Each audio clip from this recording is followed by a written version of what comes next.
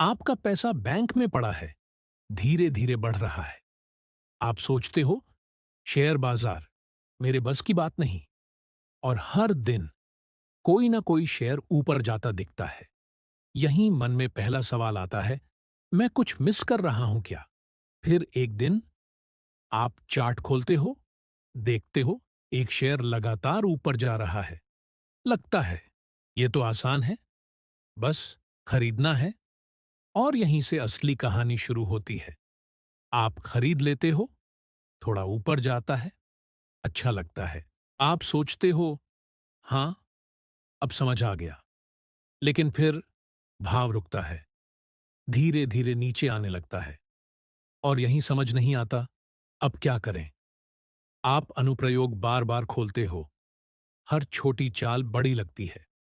कभी लगता है बेच दूं, कभी लगता है रुक जाऊं। लोग यहां सबसे ज्यादा कंफ्यूज हो जाते हैं, क्योंकि उन्हें लगता है बाजार मुश्किल है।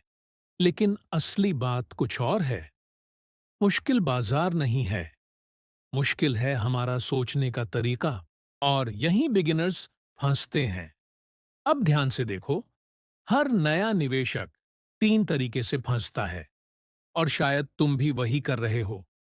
पहला तरीका, जब चार्ट ऊपर जाता दिखता है, तुम जल्दी में खरीद लेते हो।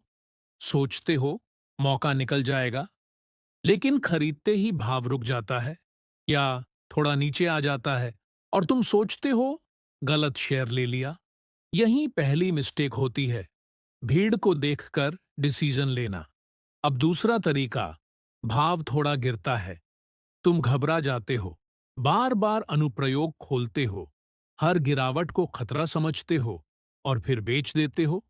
लेकिन कुछ समय बाद वही शेयर ऊपर चला जाता है और तुम बस देखते रह जाते हो। यही दूसरी मिस्टेक होती है, डर में गलत समय पर फैसला लेना।